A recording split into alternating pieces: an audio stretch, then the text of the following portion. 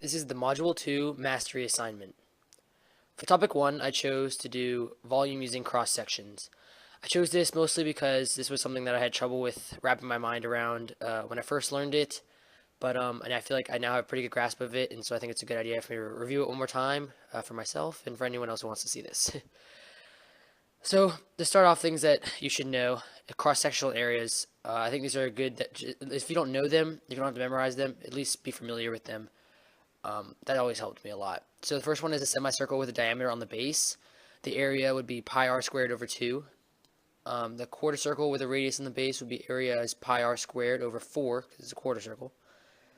The square with a side on the base is area equals the side squared. Now, keep in mind, sometimes that would be 2 times y squared, because the side is sometimes, well, the equation is sometimes only 1/2 of the side, so sometimes you have to multiply it times 2.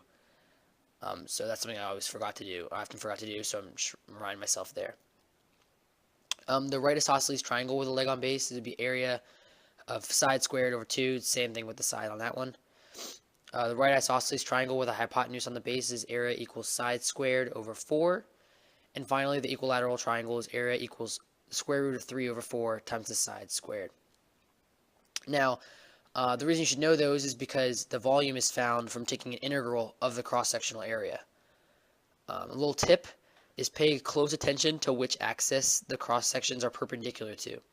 If the cross-sections are perpendicular to the y-axis, you must solve the equations for x before you take your integral. So for my example, I'm going to take a problem from the Module 2 Lesson 2 quiz. This problem said, find the volume of the solid whose base is the region bounded by the parabola x squared equals 8y in the line y equals 4. And each plane section is perpendicular to the y-axis is an equilateral triangle. So you have to note that it's perpendicular to the y-axis. So just as I said there in that little tip, you're going to have to solve for x at some point. And then the cross sections are equilateral triangles. So the cross sectional area is a equals square root of 3 over 4 side squared. So first, just to get a little vision of what we're going to be solving here, you can always just graph it. You can do this by hand or on a calculator, depending on if it's calculator active. But when you graph this, I solve the equation first for y, just because it's easier for me to graph it like that. And then I have the y squared. So here you see the equation of y equals x squared over 8 and y equals 4. And then the areas are perpendicular to the y-axis. Each plane is perpendicular to the y-axis.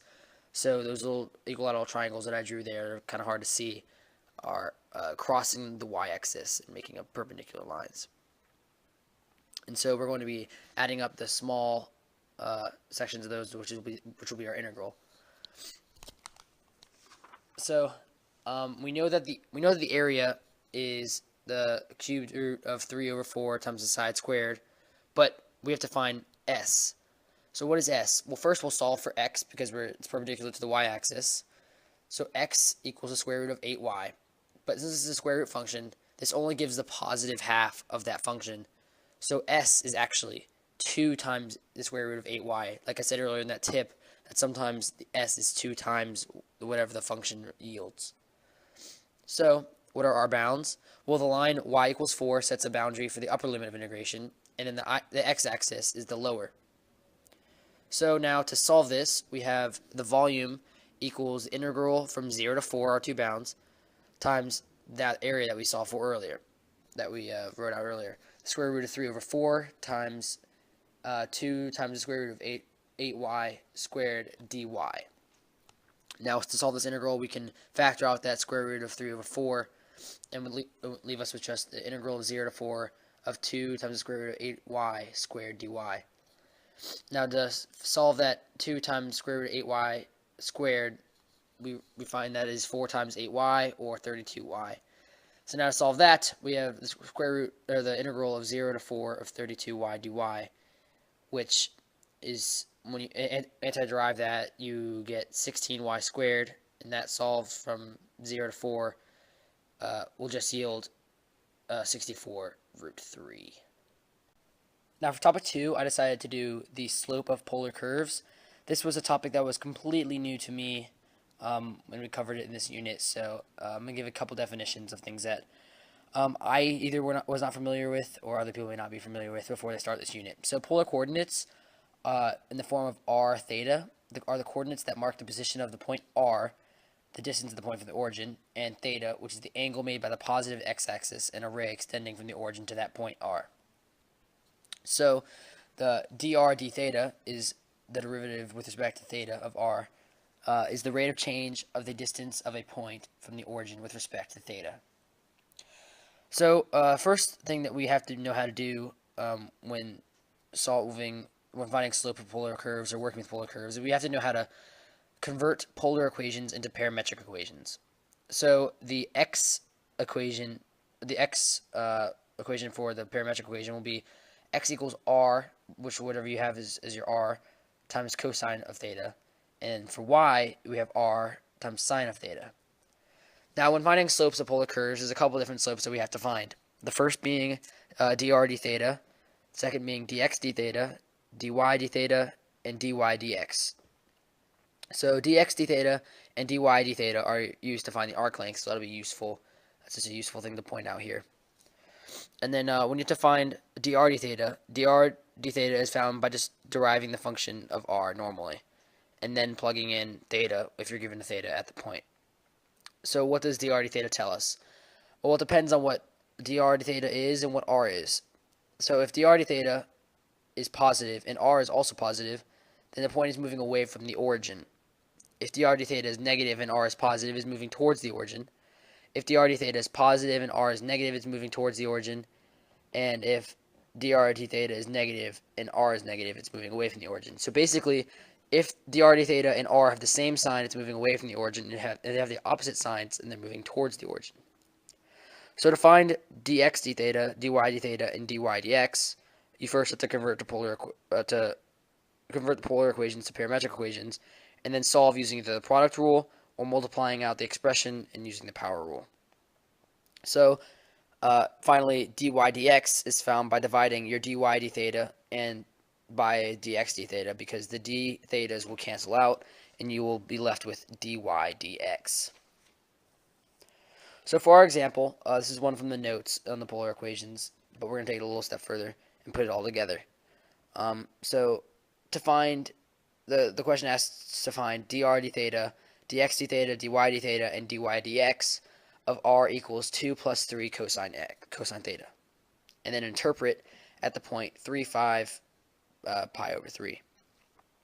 So first we're going to find dr d theta. So r is equal to 2 plus 3 cosine theta. So we will derive r like any normal function, and the derivative of 2 is 0, plus the derivative of cosine theta is negative sine theta, and the constant 3 remains, so we're left with negative 3 sine theta. So to interpret this at point 3.5 pi over 3, we're going to just plug in pi over 3 into the point, which yields us with negative 3 root 3 over 2. So for our interpretation, we see that r is positive and dr d theta is negative. So that since they're opposite signs, it means the point is moving towards the origin. So now the next step is to find dx d theta and dy d theta. So first, we're going to have to convert to parametric equations. Using those conversion equations we had earlier, this will result us in x equals 2 plus 3 cosine theta times cosine theta, and y equals 2 plus 3 cosine theta times sine theta. And now we will derive these using the product rule, leaving us with the derivative of x equals negative 2 sine theta plus 1 times 3 cosine theta, and then, that is negative 2 sine theta times 1 plus 3 cosine theta, and then the derivative of y would be 6 cosine squared theta plus 2 cosine theta minus 3. So now we have those, we can actually solve for dy dx by dividing the derivative of y by the derivative of x, which results in 6 cosine squared theta plus 2 cosine theta minus 3 over negative 2 sine theta times 1 plus 3 cosine theta. And you can just leave this like this. There's no way you're going to be able to solve it out, and that's fine. So now, interpreting that at 3.5 pi over 3, we're going to use a calculator with this because there's a really messy equation. And it's going to yield with the derivative of x at pi over 3 is negative 4.330. The derivative of y at pi over 3 is negative 0.500. And dy dx is 0.115. So the interpretation of these are, as theta increases, the equation decreases horizontally and vertically because of the x prime and y prime, and then the tangent line will have a positive slope because of the dy dx. Thank you, that's it.